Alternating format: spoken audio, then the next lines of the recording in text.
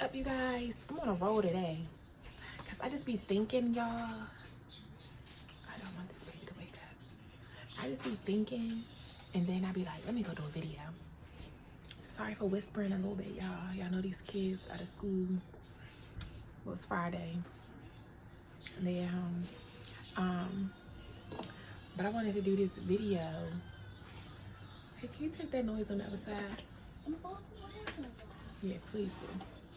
But I really just, I'm sitting here reading my book, and then I just get to thinking, because I talked to y'all, I think in that BPD video I did, and I was saying that, you know, the hurt that I experienced from my first BD, I then took that same pain and took that on to hurt my second BD, you know. And then as I just did the video I did for you guys yesterday, talking about my reading to you guys my mom, the hate mail she sends. And I used to send hate mail to my first BD and my second one, but my first BD is who calls it hate mail.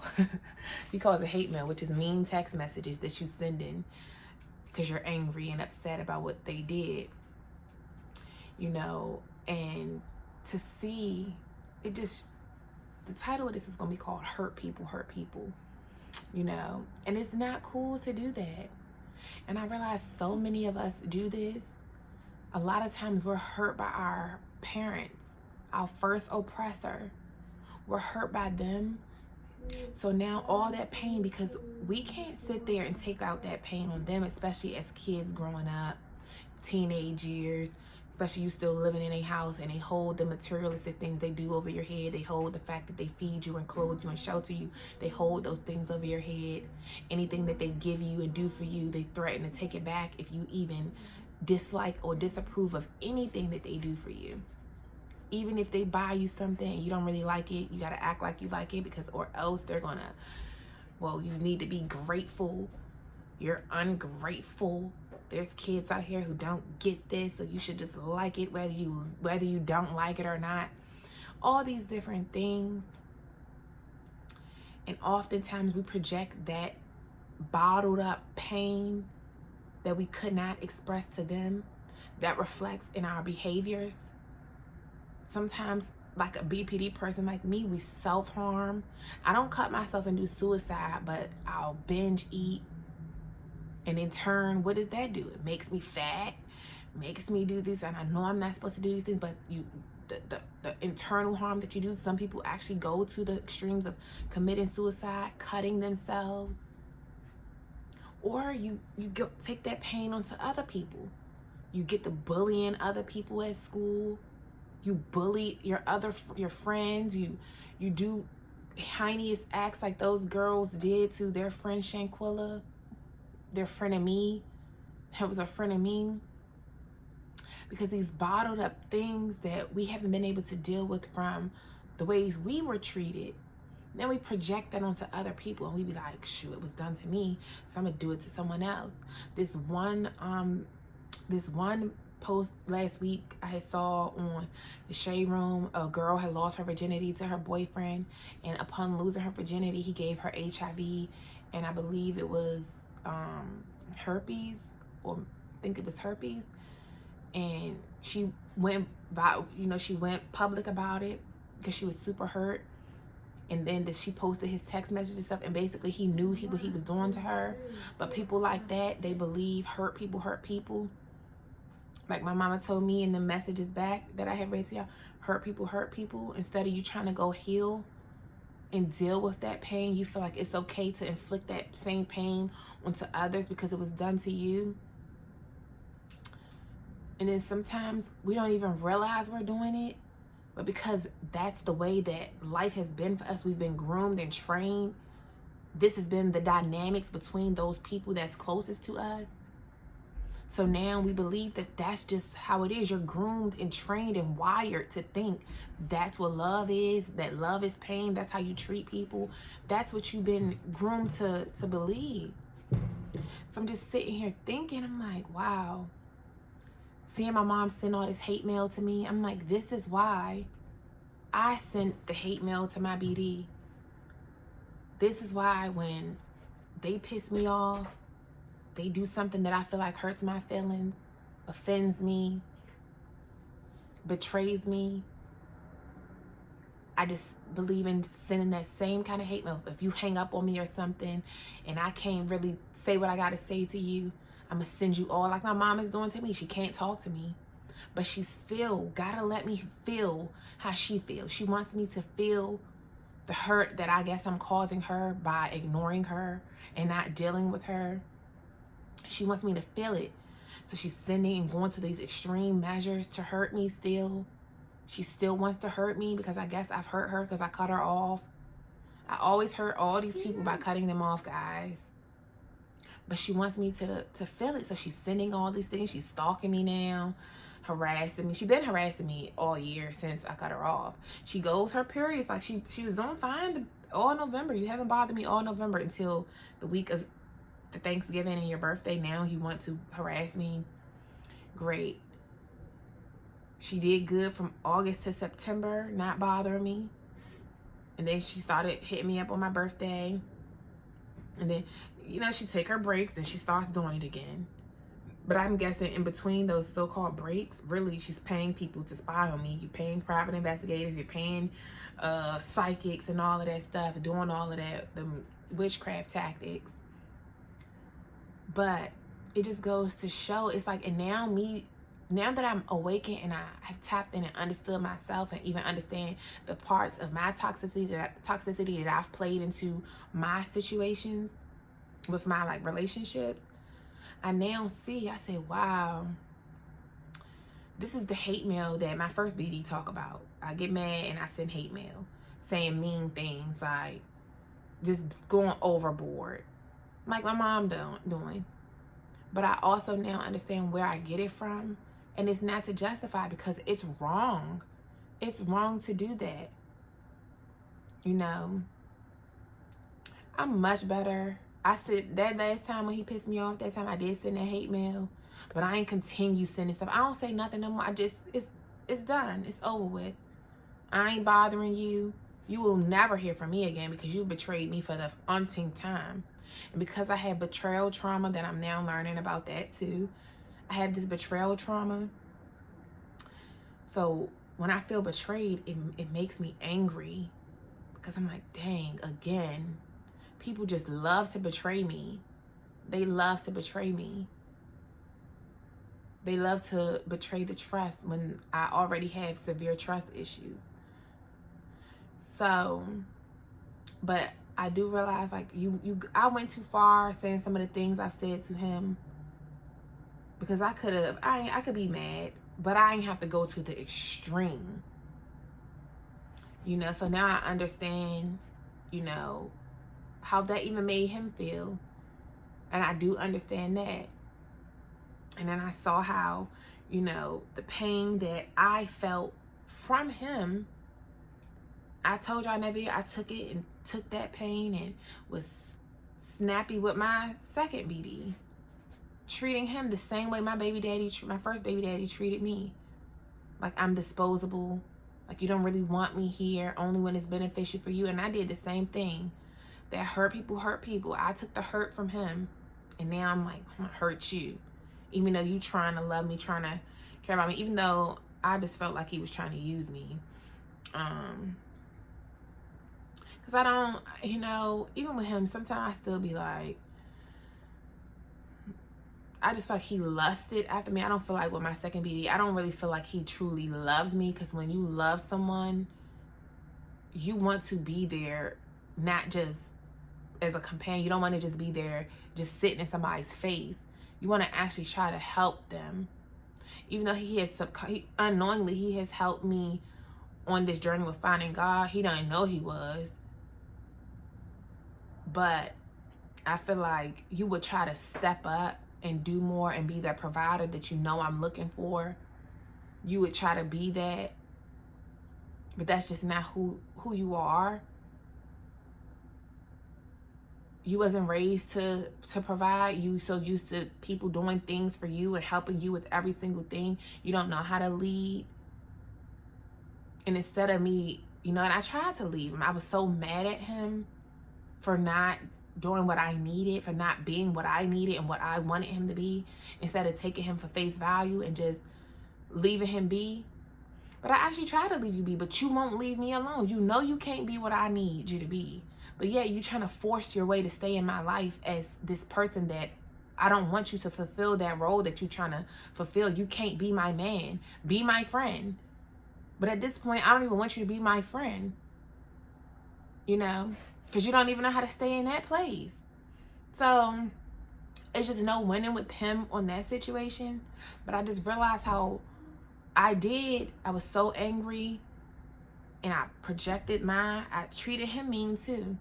After his first F up, the first time I felt like, oh, you trying to play me. The first time I felt like he tried to play me, that's when ever since then, I ain't looked at him the same then. And that was in the very beginning of me dealing with him. I still dealt with him, but that switch that goes off, that switch just said, I don't even like you like that no more. All that lust that I had at first, because I don't ever feel like I was truly in love. I feel like it was lust for the both of us because of the sex. And I think even with him, you still lust over me. It's not love. Because a man that loves you, I feel, you would get yourself together so that you can put yourself in position for your family. You know where you lacking at, and you know it. And you ain't doing nothing to change it. You just want me to accept you as that, and I'm not doing that. I'm not doing that. But I see how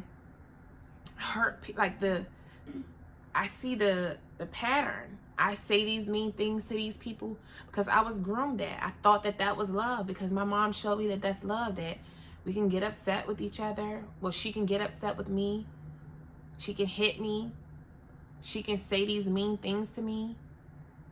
And then once she get over it, then she could come right back and buy my love, buy me, or just start talking to me without an apology and just be ready. And I'm supposed to just be ready to just skip the loo with you again just because you're now ready.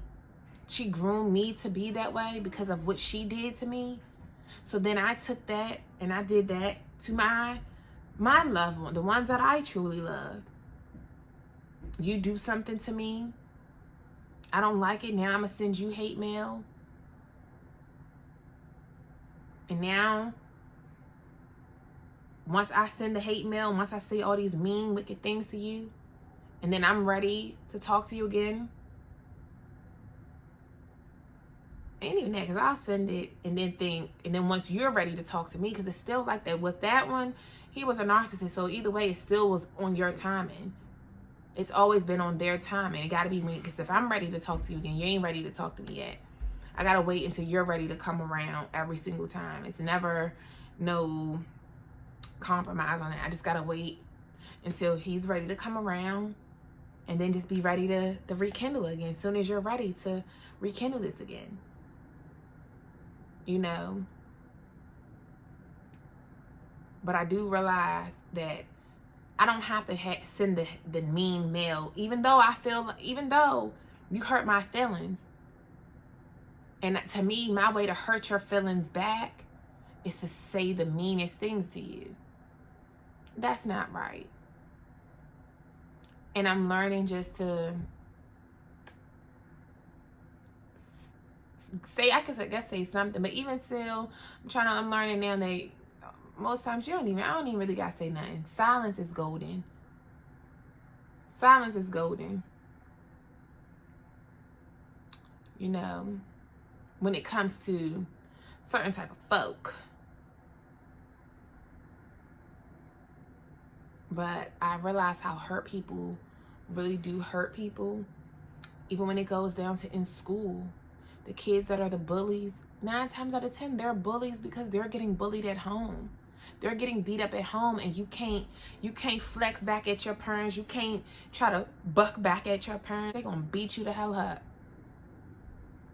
So you take that energy, it's stored up. It's built up aggression. You can't let it out. It's like air being trapped in a box. You need to let it out or something. And now you go to school and you got that, you're ticking time bomb. So one little thing that bother you,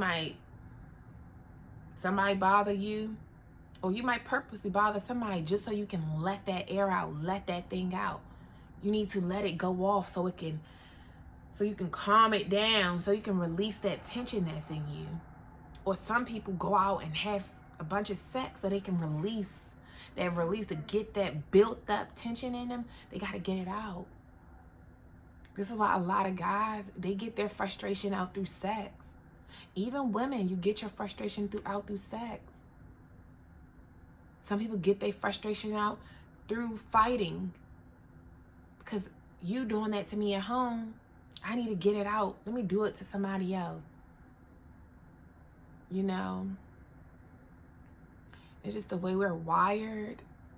And we have to learn how to deal and effectively cope so that we're not bottling so many things up inside, so that it doesn't come out like that. Because that's what has been happening to me for so long. I didn't realize why I go 0 to 100. That BPD, I'll go 0 to 100 once I feel triggered. Because it's the bottled up feelings of abandonment, feeling like I'm not seen, not heard, like I'm just invalidated. It's like nothing I ever feel. It's like, that's why I can't even deal with my brother, because you instantly invalidate my feelings too. Like, I'm supposed to just suck everything up that mommy does. You don't even know. You don't even be there. You never was there 9 times out of 10 when this stuff happened. And even still, even the few times that me and him then really got into it, and you didn't sent me to school with that blood thing in my eye, that was embarrassing. I just felt like they done things to me that was embarrassing, and I had to still go to school like that. I'm never gonna forget the dude I was talking to in class. I ain't gonna name drop him. Yeah, I know I be name dropping. I ain't gonna name drop him. And then he was like, what happened to your eye? Like, my brother choked the shit out me, and I guess I was losing oxygen. Like, and you choked me for them boys being outside the house. Like, they wasn't even my boyfriends. Those was my friend dude. Like, and even with that, my mom, it's okay for your son to do that, because you want to put him in charge when you're not around, and he takes advantage of that. Want to really be super in charge, like he my daddy. Like, and he went overboard, and I just feel like, dang, you just act like that's okay. That wasn't okay for him to just do that. Like, it's just a lot of things now that I'm thinking about. This is the reason why we act out. This is the reason why kids act out. This is the reason why as adults we still act out. It's things that's been bottled up. That's like a built up thing from young. And you just had to eat it. Be quiet. Shh. Keep it a secret. You gotta just keep eating all that stuff. Eat it. Eat it. Take it. Take it. Take it. Then when your colon backed up from all that stuff you just ate and left, and it just been rotting in you, that's what causes these illnesses. Your colon backed up from all the bull crap you didn't ate and ate and ate without getting it out. It's the same way. The same way if you eat all this bad food, your colon get backed up. You wonder why you got IBS, because you can't shit it out. You need to get that stuff out. Detox it. It's the same way with these type of traumas. Packed on. It's this trauma, then you run into another issue. It just get packed on. You ain't even healed from the last thing. You still not over the last thing. Then it's just more. Get piled on. And you get backed up. And then eventually you become a ticking time bomb, and then boom, that one last thing do it for you. And then people are like, where the heck did that come from? Not realizing it's been bottling up. It's just been one thing after another, one thing after another, one thing after another. It's like I can't catch no breaks. All gas, no brakes. Can't get no breaks. Right after this, boom, here goes something else. Right after that, boom, here goes something else. You know, this is why it's important to truly do the inner work, you know. And that's really all I really wanted to say for this video, y'all, is do the work, unpack it, unrelease it. Don't believe in, don't be the one that, oh, it was done to me, let me do it to others. But like I said, subconsciously, we don't even realize what we're doing. We're groomed and trained. At first, and that's why I know, like, now I'm growing, because back then when I was with my first BD, I'm like, I didn't understand, like, I felt it was justified for me to say those mean, wicked things to you.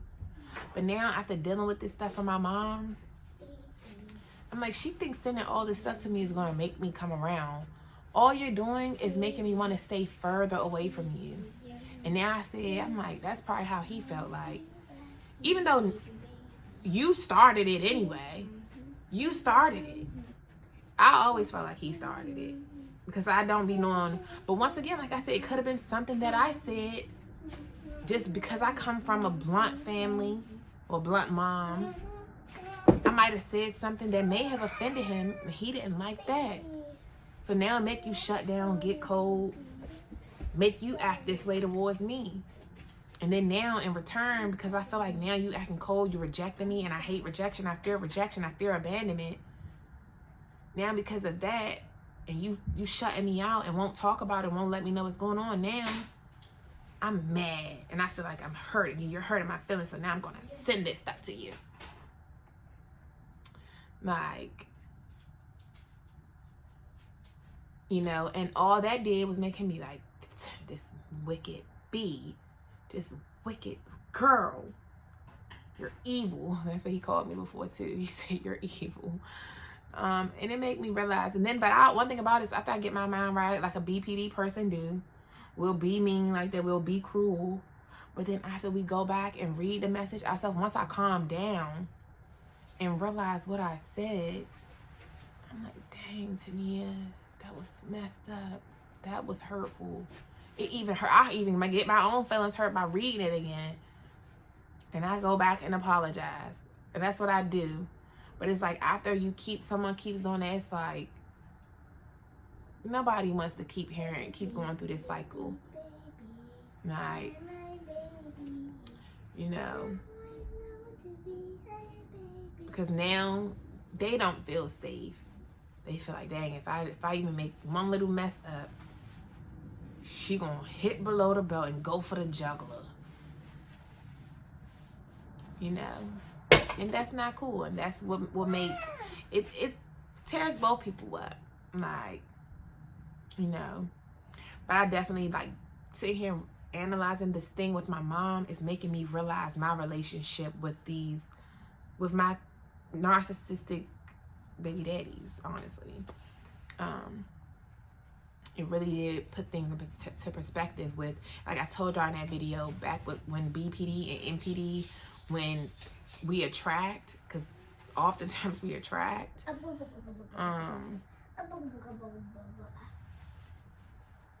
and I can see why. I can totally see why. But I also, like I said, I see why I don't deal with them. Because even now, even being on this side, I don't rock with them. Like, I don't want to be cool with y'all. I just do what y'all supposed to do by y'all kids. Me, as far as I'm concerned, I don't want to have to ever talk to y'all again. These narcissists, I can't rock with them. They're going to always irritate my spirit. They're going to always. But because I'm working on becoming better with handling my BPD from going 0 to 100, just because I'm triggered by a narcissist triggers BPD. They trigger us because we fear abandonment and rejection. And all they do is try to discard of us. They use us up and they want to discard of us. And that hurts us.